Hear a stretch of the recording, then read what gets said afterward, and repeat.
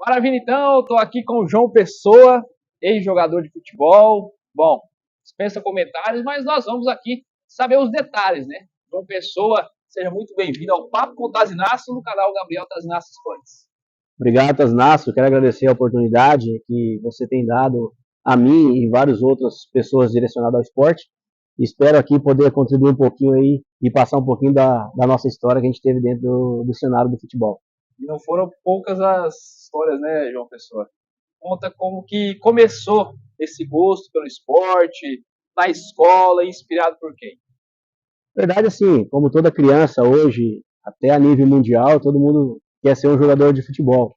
E não foi diferente. Comigo, a única coisa que eu tinha na minha infância era uma bola para brincar com os amigos ali na rua, na quadra do colégio.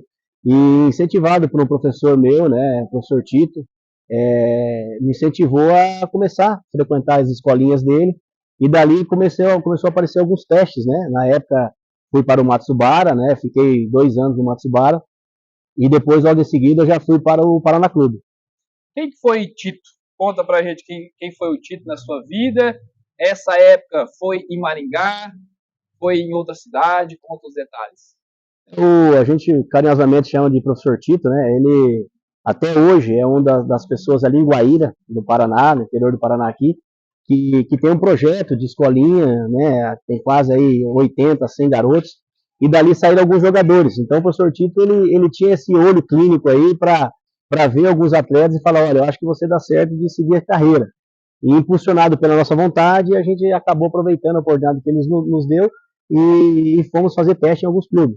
E aí foram vários, a gente ralou bastante, né? Andou para um lado e para o outro do Brasil aí fazendo teste, mas aonde a gente foi se encaixar mesmo ali, depois de um tempo, foi em Curitiba. João, você nasceu onde? Eu sou nascido em Foz do Iguaçu, mas me criado em Guaíra, Paraná. Bahia. Com quantos anos você está agora? Eu estou com 43. 43 anos. E como que chegou o esporte de Maringá, cidade de Canção, na carreira do João Pessoa? Maringá é uma cidade, Gabriel, que minha mãe e meus pais sempre tiveram vontade de morar. Sempre acharam uma cidade muito boa, como a gente sabe que é hoje, né? E na época eu estava jogando em Curitiba, no Paraná Clube, e meus pais moravam em Guaíra, no Paraná, Mais ou menos por volta de. em 1999. E aí apareceu uma situação de meus pais virem para Maringá. No ano de 2000, eles vieram morar para cá. E em 2001, o Paraná Clube fez uma parceria com o Grêmio, né, na época, um dos Grêmios, e emprestou alguns atletas. E de momento eu já falei, olha, vou estar em casa novamente, porque meus pais já estavam morando aqui. Então foi onde a gente veio, chegou em Maringá em 2001, né? E daí então fizemos uma boa campanha naquele ano, sagrando-se campeão, enfim, da segunda. Nessa época você estava com quantos anos? Essa eu estava com 18, Ah, 18 jovem. anos. E aí acabou que a gente se apaixonou pela cidade. E aí finalizei minha carreira e continuei morando em, até Daí hoje pra estou aqui. frente, só Só Maringá. maringaense. Não quis voltar para Já Guaíra, se não. considera maringaense. Maringaense. A cidade é muito boa, um povo muito acolhedor, enfim. Tenho grandes amigos, grandes pessoas aí que a gente preza muito para ter como amizade aqui. Quais pessoas você destaca assim no início aqui em Maringá, né, que te proporcionou essa alavanca para jogar no Grêmio, jogar aqui no esporte na cidade? Bom, primeiro eu tenho assim, um carinho, na época, eu confesso que a gente não entendia, mas assim, o treinador Ivair Senzi, né, eu era muito garoto, e ele foi um dos incentivadores de querer que eu ficasse aqui no Grêmio, né, e então assim, junto a ele, na época, na carreira esportiva, é, eu tive muitos amigos aqui que me incentivaram, né? Dentro do meu começo de carreira, que o Grêmio foi o primeiro time, assim, eu jogando profissionalmente mesmo, né? Assim, disputando um campeonato mesmo. E então ali eu conheci o Marcão, o zagueiro que jogou pelo Grêmio, o Josildo, o Rocha, Rocha um grande irmão, o Dan, Marquinhos Guarapuava, o próprio Indião, Ademir. Então, assim, cara, virou uma amizade muito grande. Esses caras deram muita força pra gente que era muito jovem naquela época, né? E aí, graças a Deus, temos amizade até hoje.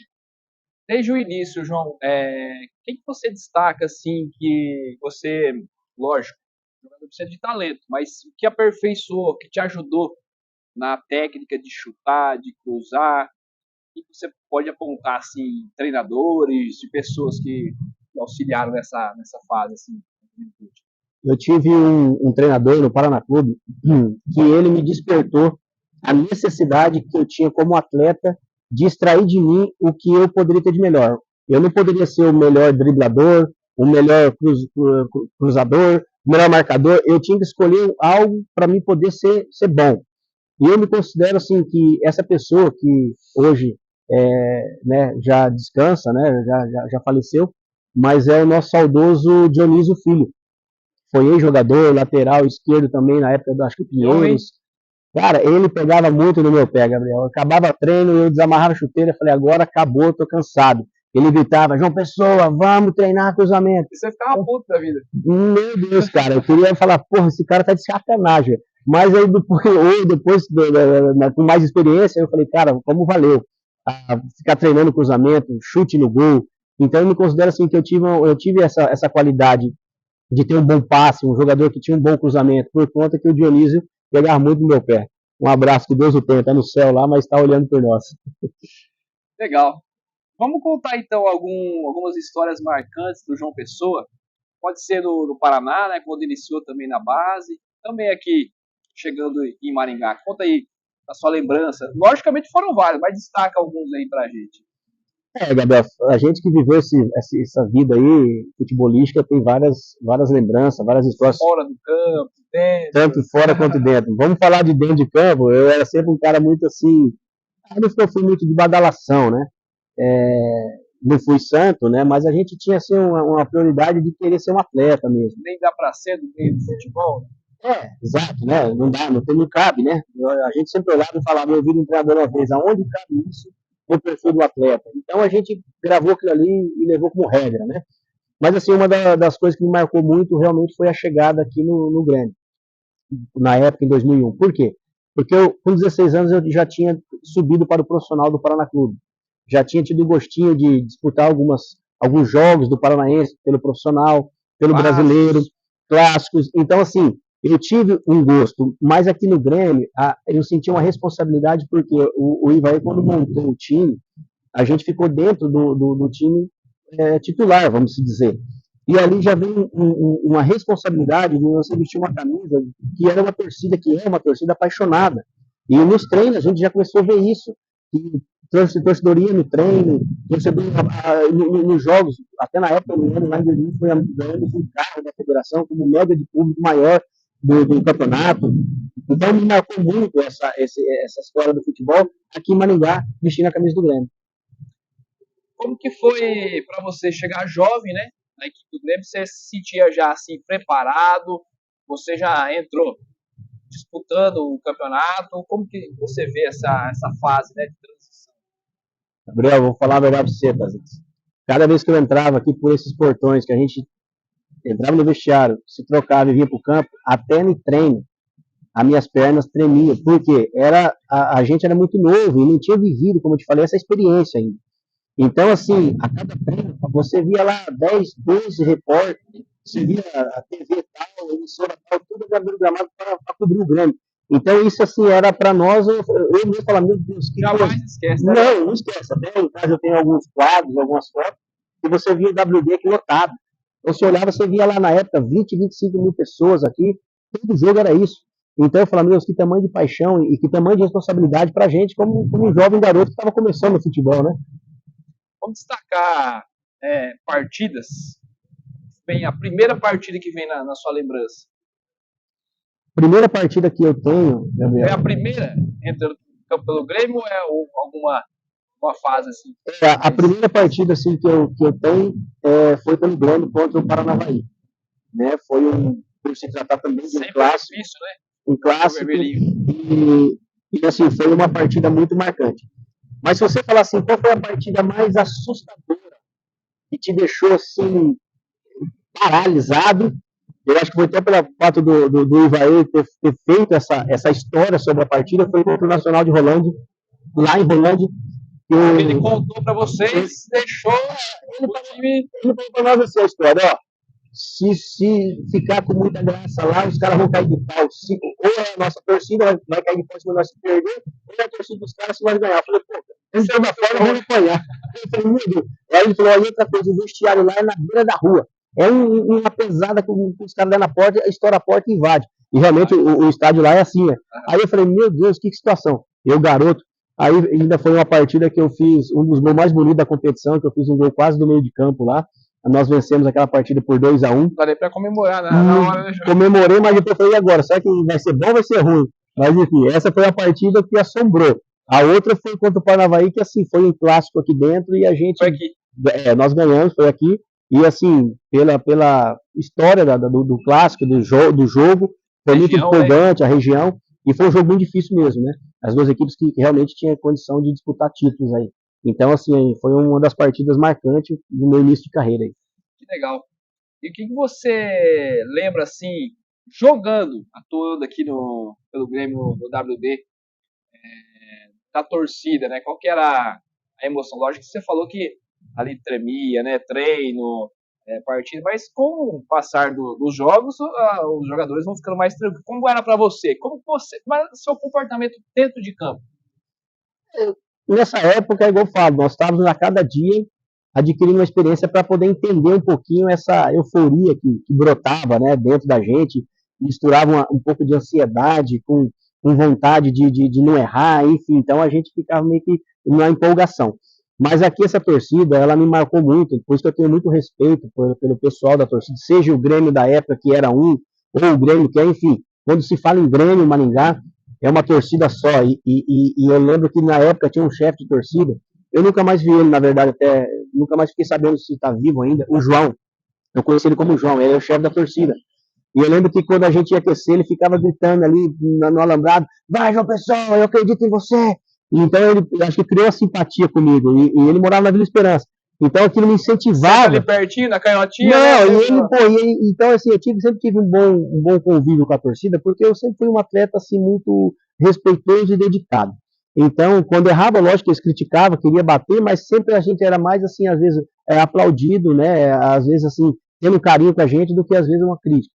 Mas a torcida aqui é fantástica, eu falo para todo mundo. Até falei que esses dias com o presidente do Paraná Clube, em conversa com ele, torcida igual essa aqui nossa é somente se for a do Atlético e olha lá do Curitiba, mas fora isso aqui, a torcida aqui do Grêmio, a Galo Terror é muito forte, tem história. Além da torcida organizada, a torcida aqui, né, da cidade, a região, né, João, movimenta demais, né, dessa época também.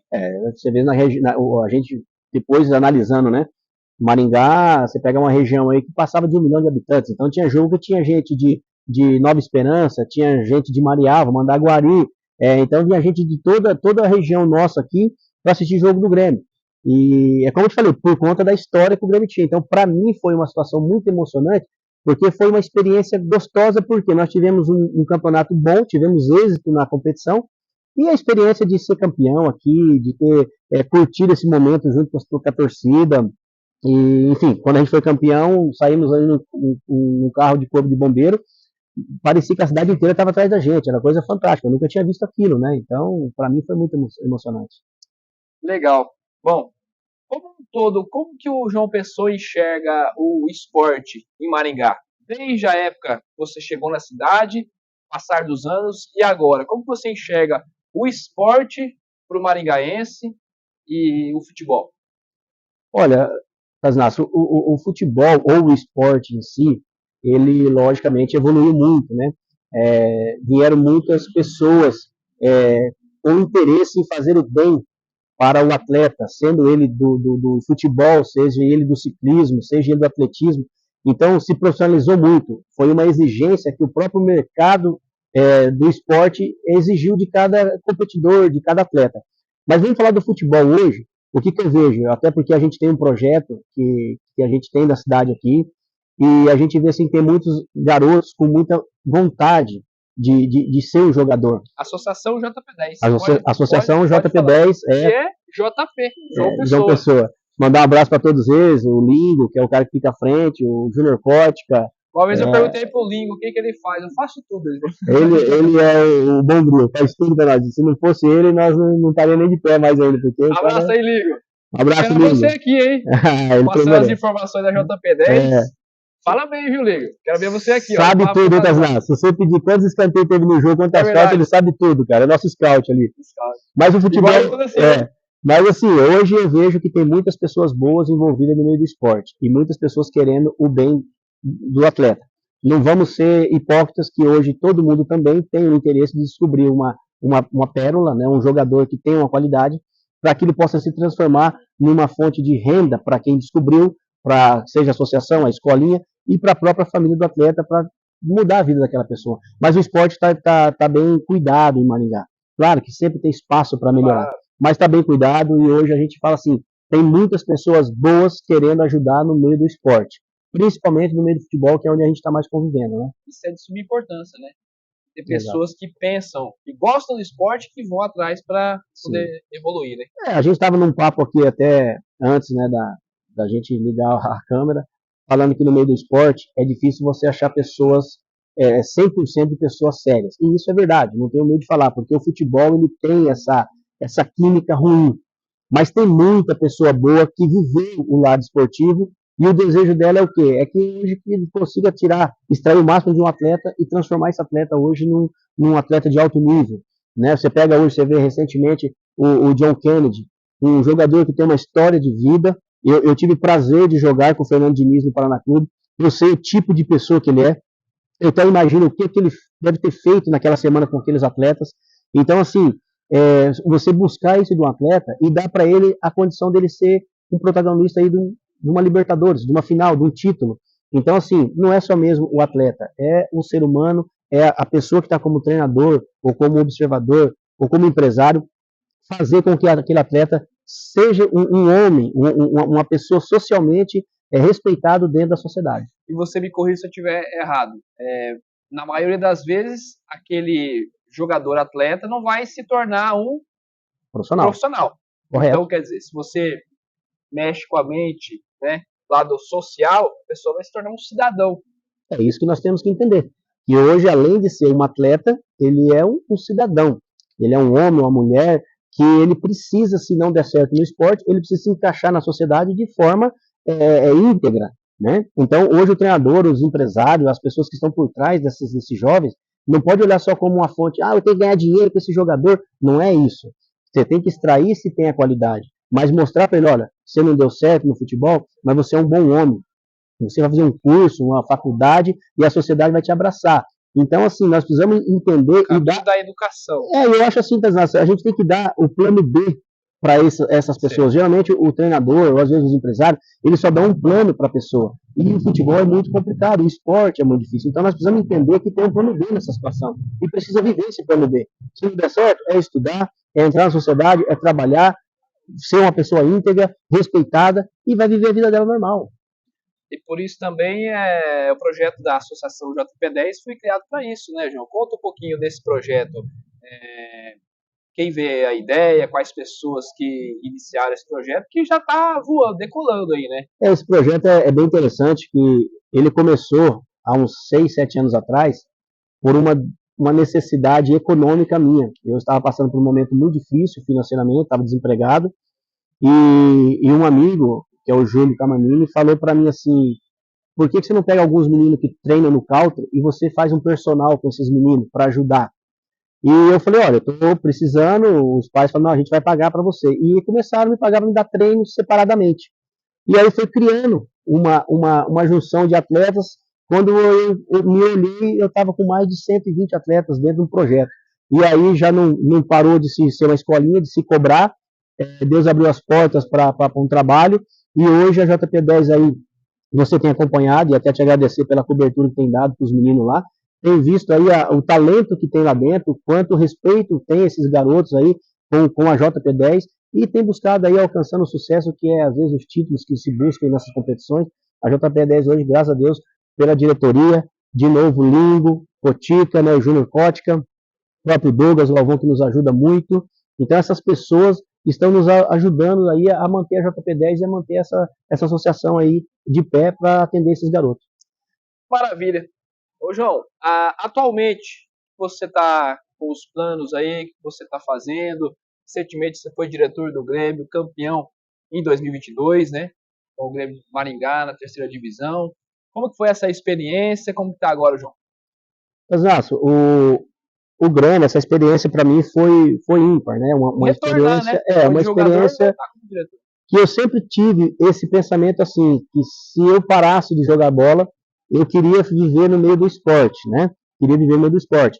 Até a gente, pela JP10, continuou com esse processo, né? Eu fui treinador das categorias da JP10 por muitos anos, depois tive que me afastar pelo trabalho, mas aí veio a situação do Grêmio, quando a gente começou esse projeto de resgate do Grêmio Maringá, e graças a Deus fomos felizes. Que não foi só em 2022, não começou de uma hora para outra, foram anos e anos. Né? Isso é importante, porque muita gente pensa assim, o Grêmio voltou em 2022. Não, há 5 anos atrás, antes, nós já estávamos trabalhando 2017. A favor, por aí nós estávamos trabalhando para o Grêmio retornar, nos bastidores, junto à federação, junto à parte jurídica, atrás de investidores. Tivemos grande felicidade de achar pessoas, até como o Olavo, o Edilson, o Fábio da Nutri, o Geninho da Super Real, enfim, nossos patrocinadores, as pessoas acreditaram nesse projeto e entraram.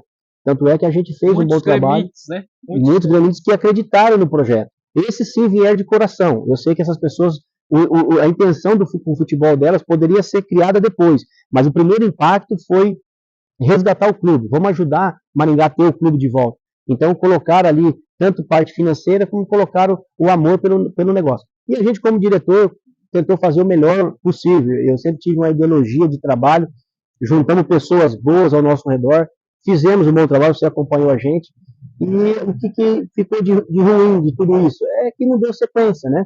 É uma história que ela foi, mas para escrever o capítulo final a gente não conseguiu por alguma circunstância. Mas ficou uma lição boa. Eu acho que eu aprendi muito nesse pouco tempo como diretor de futebol. Fiz ainda mais amigos no meio do esporte. Tive convite para seguir a carreira de diretor de futebol em outros clubes, né, até fora do nosso estado. Mas eu confesso, Gabriel, que eu busquei muito uma guia de Deus e falei, será que é ou não? E eu preferi ficar aqui com a minha família, com o trabalho, e ajudar no projeto na JP10 da forma que eu posso, enfim. Mas o Grêmio foi uma grande experiência, boa. Como te falei, como jogador e também como diretor, eu fui vitorioso, graças a Deus, junto ao Grêmio.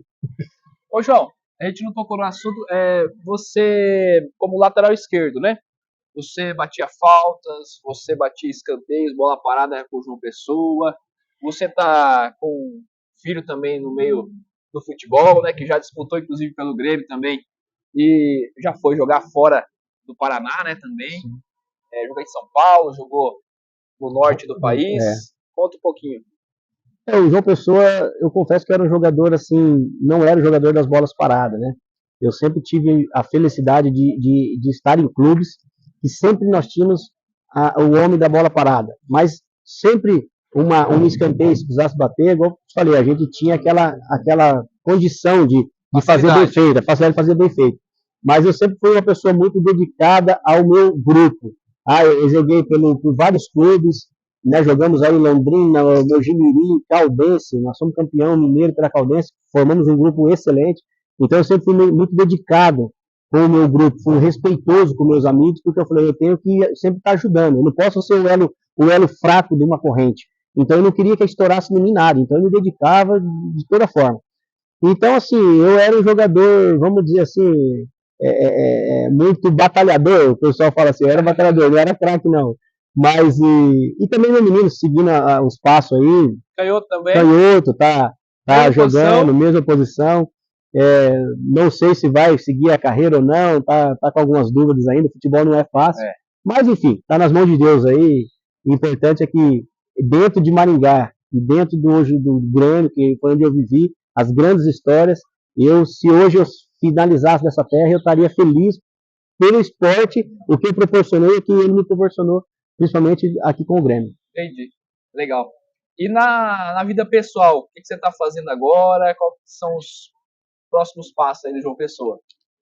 Além da JP10, né? Que vai cada ano crescendo mais. A JP10 eu vou assinar, vou ganhar as contas, viu, Pezão? Eu não estou comparecendo lá, o Lindo falou que vai me dar as contas.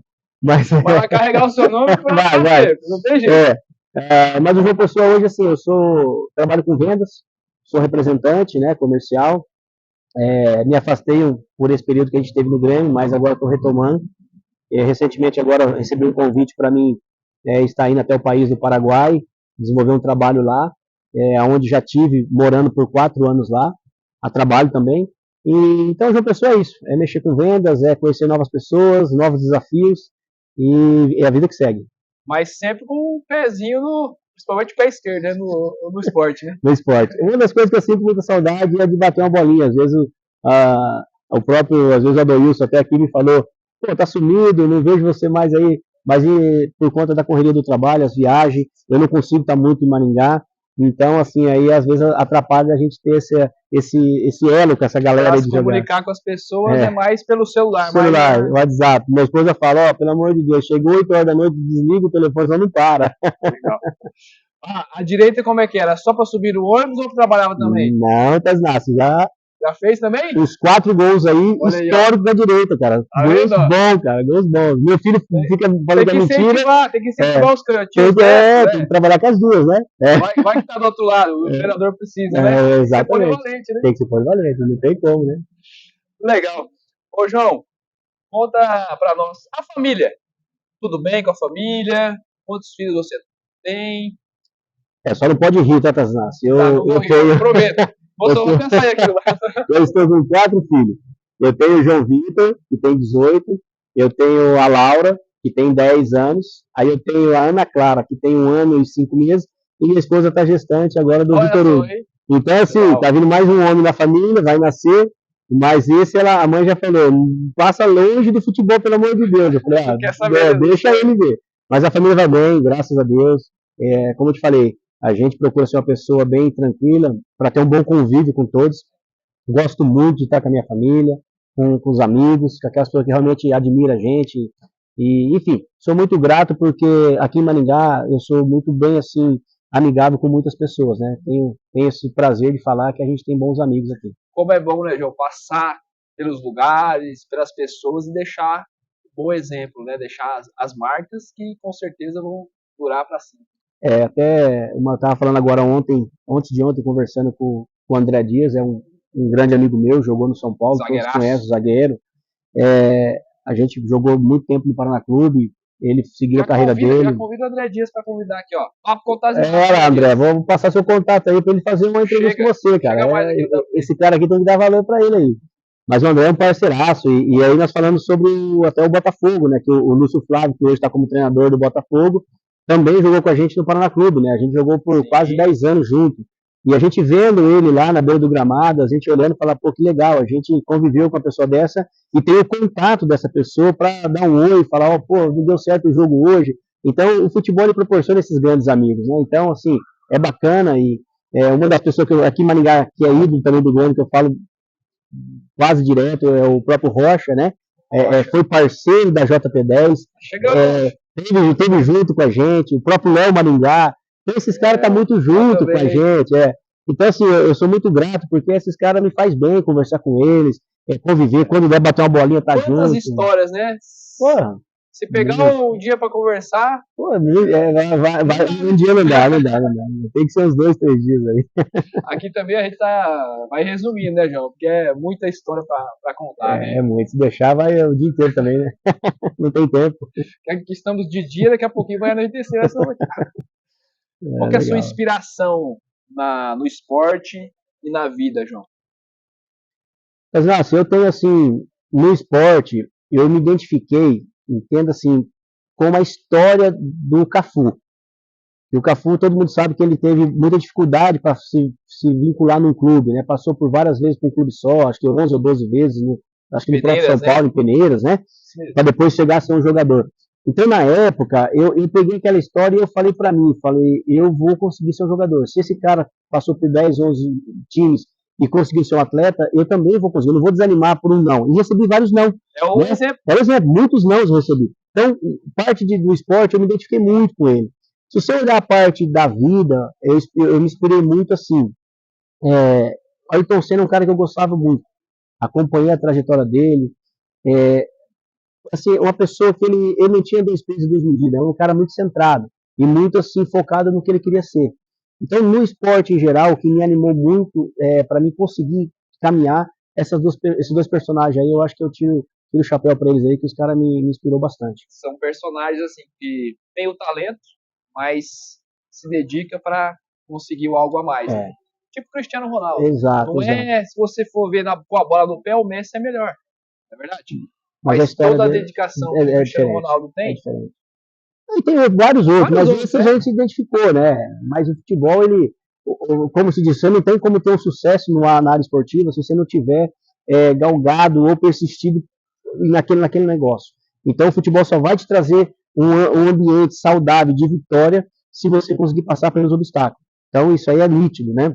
Como a gente falou agora há pouco, o próprio João Kennedy, você pega a história do Thiago Silva, jogador da seleção, zagueiro, quase parou por causa de uma pneumonia quando estava jogando fora do país, ficou largado no hospital por 6 meses. Então são várias histórias, né? O próprio André Dias, o André, ele ia parar de jogar por uma dor nas costas que ele tinha, que não tinha, ele jogava com muita dor, sempre jogou com muita dor. Até ele parou um pouco antes por causa de dor, mas conseguiu. Não é direto para nenhum jogador, não. Não.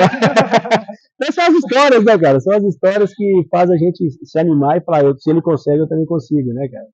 Com toda certeza. Um lugar que o João Pessoa, pô, não posso deixar de ir lá, lógico que nessa correria do dia a dia você não pode estar sempre, mas um lugar que o João Pessoa ama. Hoje eu falo para você assim, a igreja. Deus tem feito muita coisa na minha vida, sabe? Inclusive essas histórias que nós contamos, tudo foi uma permissão dele.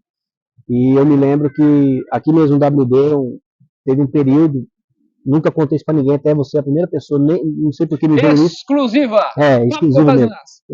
Eu acho que se souber só minha mãe, eu acho, mas eu nem contei pra ela.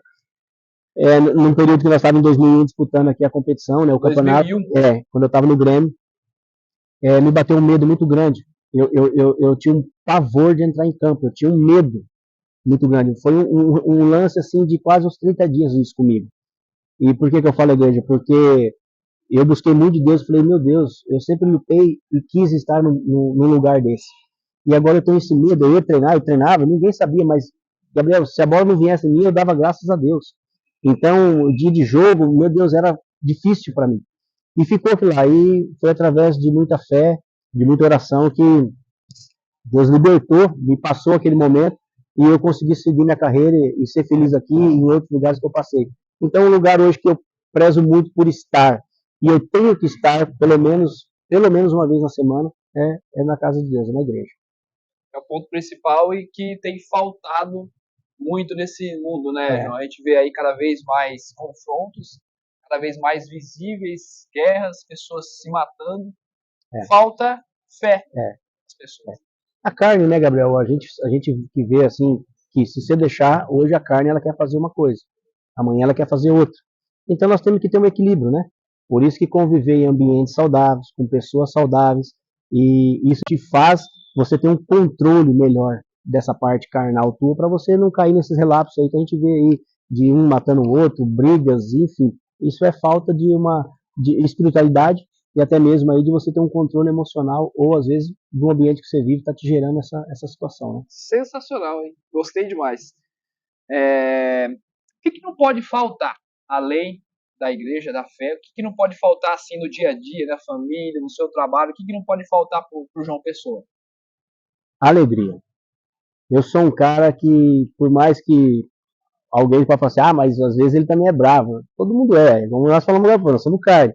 Mas eu gosto de ter em ambientes e gosto de ter alegria.